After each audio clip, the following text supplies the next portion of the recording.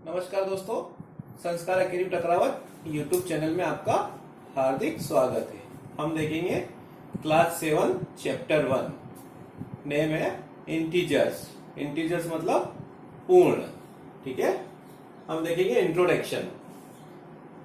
इस चैप्टर से रिलेटेड जो एक्सरसाइज हम इस चैप्टर में देखेंगे उन सभी को हम इंट्रोडक्शन के रूप में यहाँ पे अभी पढ़ेंगे। उसके बाद हम इसकी 1 बाय 1 एक्सरसाइज के सारे क्वेश्चन सोल्व करेंगे। ठीक है, तो हम देखते हैं सबसे पहले इंटीजर्स। इंटीजर्स नंबर यानी कि पूर्ण नंबर, हमने जैसे कि पहले भी देखा है। ठीक है, इंटीजर्स हम किसे कहते हैं? ये हमारी क्या होती है? Number line. ये हमारा 0, हम इसे क्या कहेंगे? इंटीजर। ठीक है, इधर क्या हो जाएगी हमारा? प्लस 1 2 3, ये सारे प्लस 1 2 3 4, ये क्या हो जाएंगे? माइनस। आप सभी जानते हैं ये लाइन कहां तक जाती है? इन्फिनेट, जहां तक आप इसको ले जा सकते हैं। ठीक है, देन ये लाइन भी कहां तक जाती है? इन्फिनेट, जहां तक आप इसको ले जा सकते हैं। ये सारे नंबर्स क्या हो जाएंगे हमारे? इंटीजर्स। इन्हें हम क्या कहेंगे? Positive integers. ठीक है, ये हमारे सारे कहलाएंगे 0 से इधर के पॉजिटिव इंटीजर्स। ये हमारे क्या कहलाएंगे? Negative integers. ये हमारे हो जाएंगे सारे नेगेटिव इंटीजर्स। और 0 को हम क्या कहेंगे? Integers, only integers. क्यों कहेंगे? क्योंकि 0 को किसी भी संख्या में ऐड करने से या किसी भी संख्या में सब्ट्रैक्ट करने से रिजल्ट में, आंसर में कोई परिवर्तन नहीं होता है, इसलिए हमारा 0 क्या कहेगा? इंटीजर्स। ठीक है, यहां पे कोई भी संख्या आप ले लीजिए, कोई भी नंबर आप ले लीजिए, मान लिया जाए 3 4 8 7 5, ये सारे नंबर क्या कहलाएंगे? इंटीजर्स। इधर क्या कहलाएंगे? -8 7 4 0, ऐसे कोई सा भी डिजिट हो आप उसको क्या कहलाएंगे? सारे नंबर्स इंटीजर्स। ये हो गए हमारे नेगेटिव इंटीजर्स, देन वो हो गए हमारे पॉजिटिव इंटीजर्स। ठीक है, ओके। अब हम देखते हैं addition and subtraction of integers, यानी कि इंटीजर्स नंबर में प्लस और माइनस कैसे होता है। ठीक है, उसके क्या रूल्स रहते हैं। तो सबसे पहले हम थोड़ी सी बेसिक चीजों पे ध्यान देंगे। हमारा जब दो पॉजिटिव इंटीजर्स आपस में प्लस होते हैं तो देन आंसर क्या आता है? पॉजिटिव। ठीक है, समझ में आया? यानी कि हम यहां पे एग्जांपल लेते हैं। 2 + 2 क्या हो जाएगा हमारा? +4। ठीक है, ये ध्यान में रहेगा। जब किसी दो इंटीजर्स नंबर को हम आपस में ऐड करते हैं तो आंसर क्या होगा हमारा? Positive integers. ठीक है, दूसरा, किसी भी प्लस या माइनस और माइनस या प्लस हम आपस में ऐड करते हैं तो आंसर क्या आता है हमारा? माइनस। ठीक है, एग्जाम्पल 2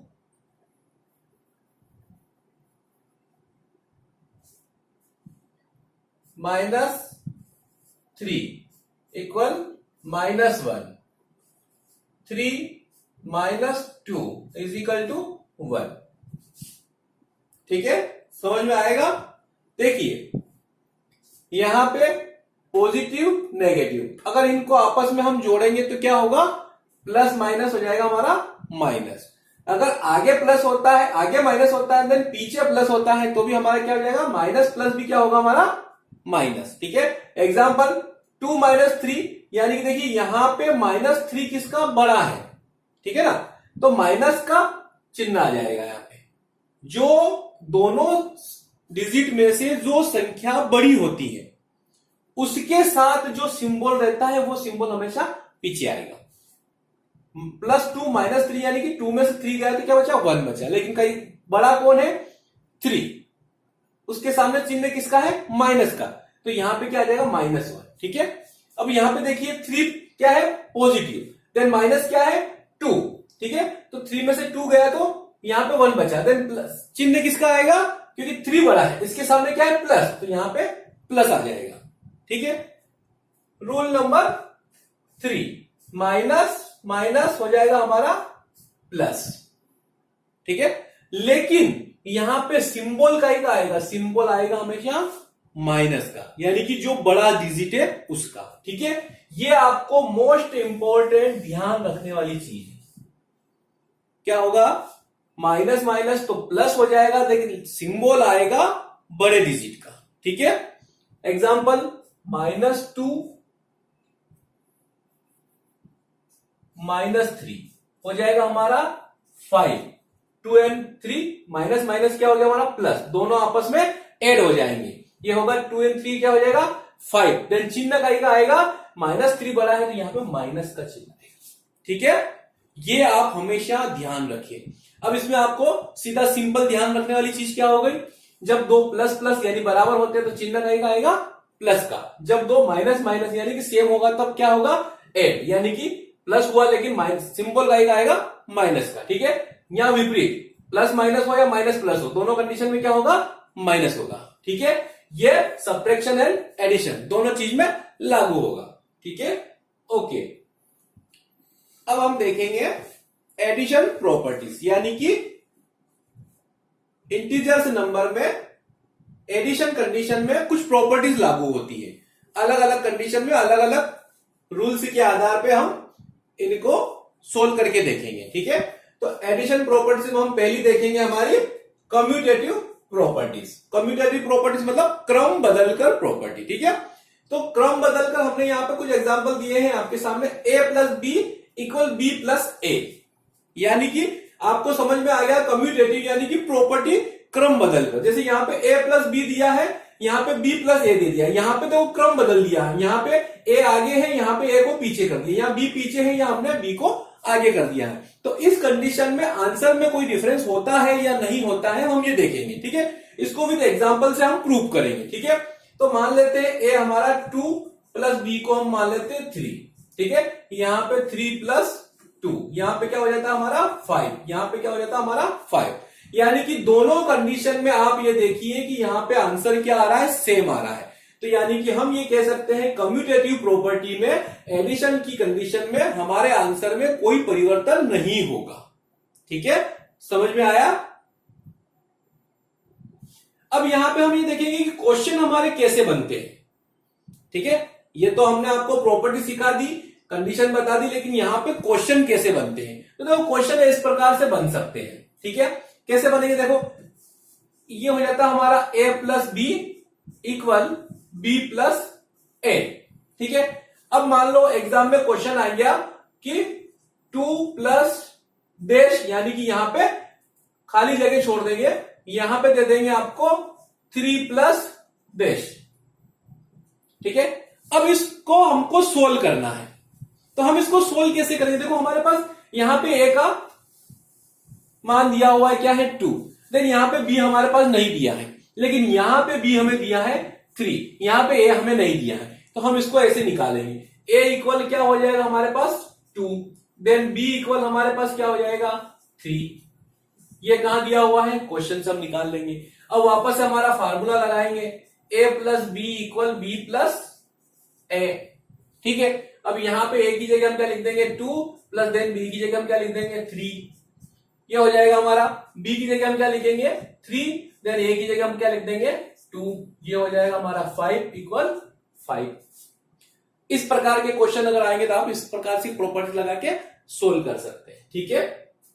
अब इसकी हम नेक्स्ट प्रॉपर्टी देखेंगे, एसोसिएटिव प्रॉपर्टी, यानी कि जब हमारे पास अभी हमने देखा था कम्यूटेटिव यानी क्रम बदलकर, अब हम देख रहे हैं यहां पर सेकंड प्रॉपर्टी एसोसिएटिव प्रॉपर्टी, यानी कि हमारे पास जब 3 इंटीजर से नंबर दिए हुए रहेंगे तो हम उनको किस प्रकार से सोल्व करेंगे। हम किसी भी सारे नंबर्स को एक साथ नहीं सोल्व कर सकते, 3 या 3 से अधिक कितने भी नंबर हो, हमको इस प्रकार की प्रॉपर्टी लगा के हमको वहां पे सोल्व करना पड़ेगा। हम क्या करेंगे, पहले किसी भी 2 डिजिट को हम यहां पे सोल्व करेंगे, देन उसके बाद बचा हुआ थर्ड डिजिट को हम उसके साथ दिए आए हुए आंसर के साथ में सोल्व करेंगे। ठीक है, तो इस प्रकार की प्रॉपर्टी हमें क्या कहती है, हम यहाँ पे देखते हैं। हमारे पास दिया हुआ a plus B plus C, bracket में हमने यहाँ पे बी सी दिया है, यानी हम पहले इन दोनों को सोल्व करेंगे फिर उसके बाद इसको सोल्व करेंगे। यहाँ पे हम a प्लस बी प्लस सी, यानी पहले इन दोनों को सोल्व करेंगे देन उसके बाद उसको सोल्व करेंगे। तो इस कंडीशन में हमारे आंसर में कोई परिवर्तन होता है या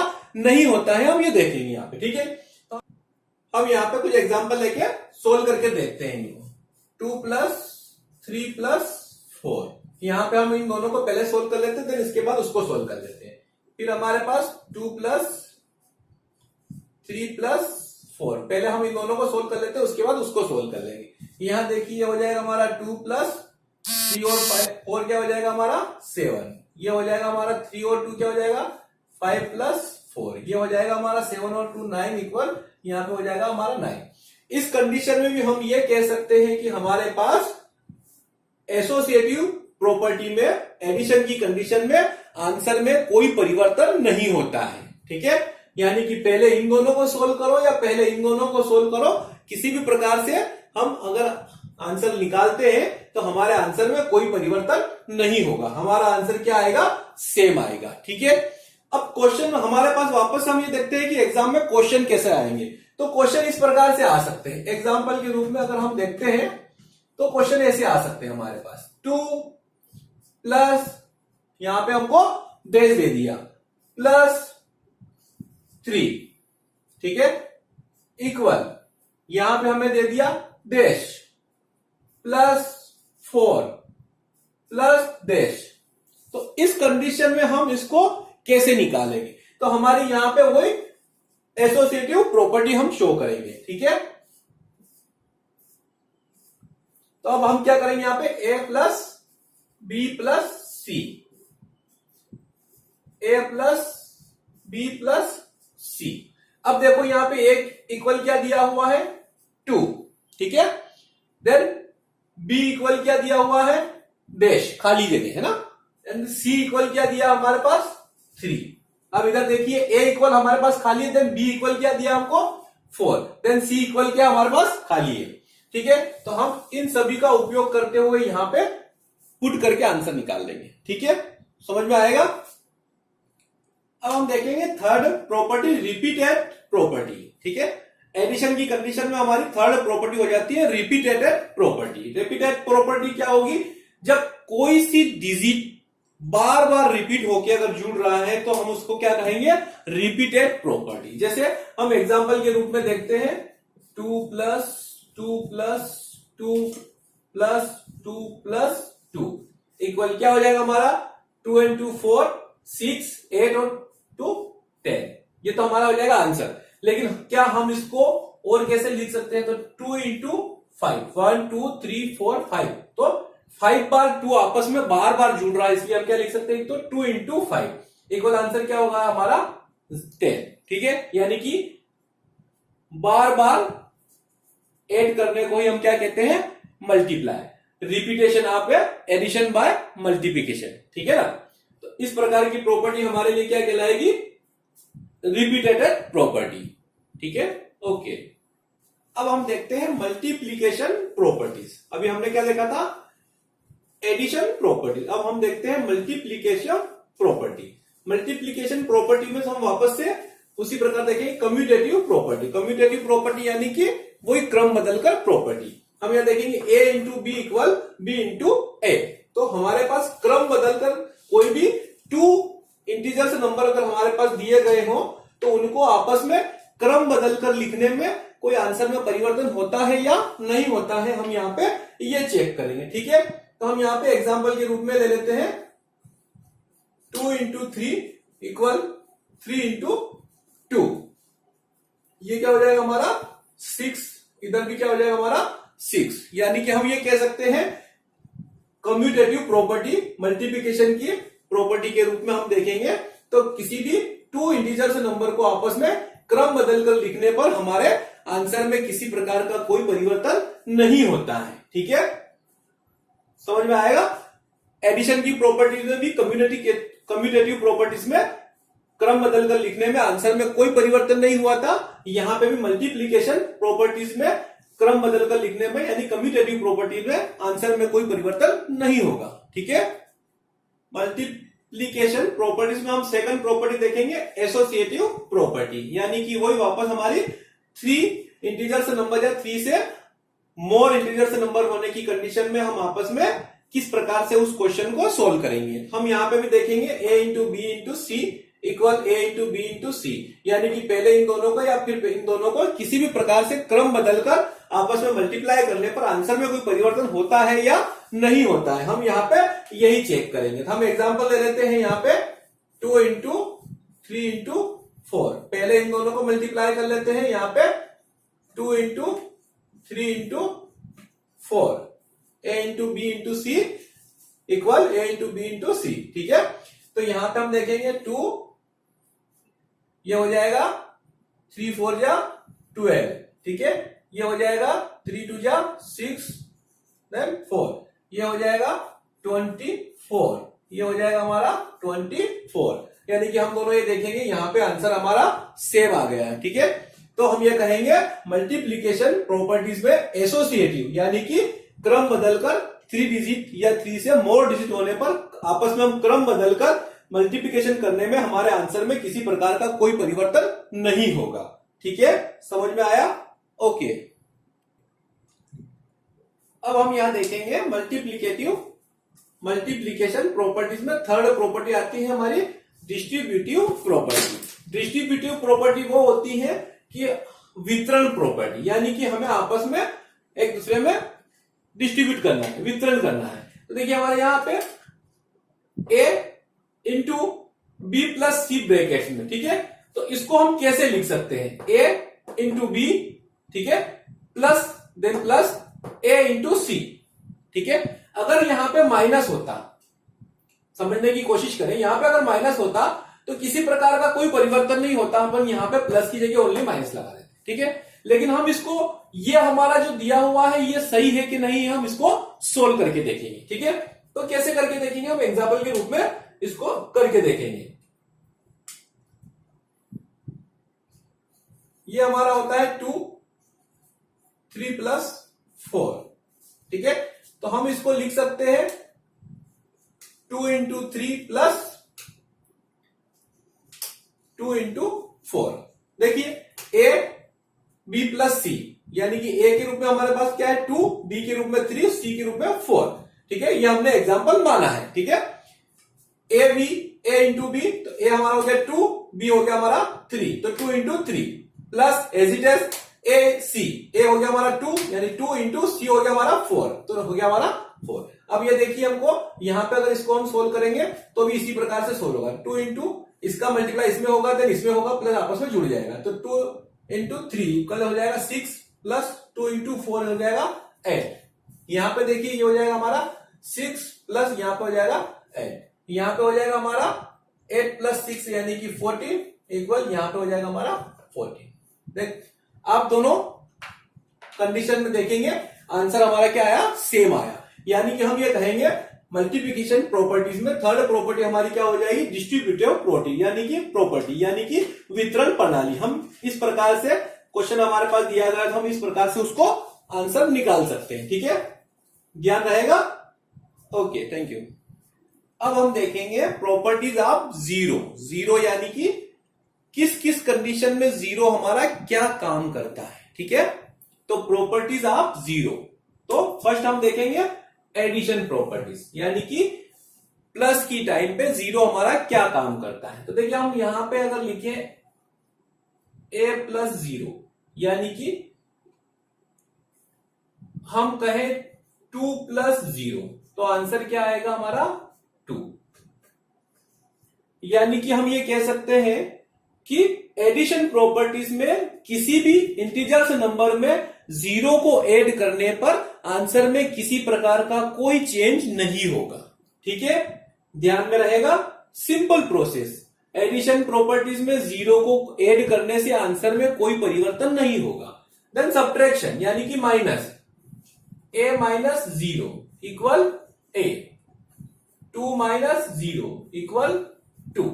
यानी कि हम ये कह सकते हैं सब्ट्रैक्शन कंडीशन में जीरो को किसी इंटीजर से नंबर से माइनस करने पर, सब्ट्रैक्ट करने पर आंसर में कोई परिवर्तन नहीं होगा।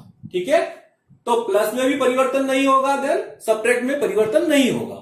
अब आते हैं हम थर्ड प्रॉपर्टी, मल्टीप्लीकेशन प्रॉपर्टी, यानी कि 2 इंटू 0 क्या हो जाएगा हमारा 0, या 0 इंटू 2 क्या हो जाएगा 0।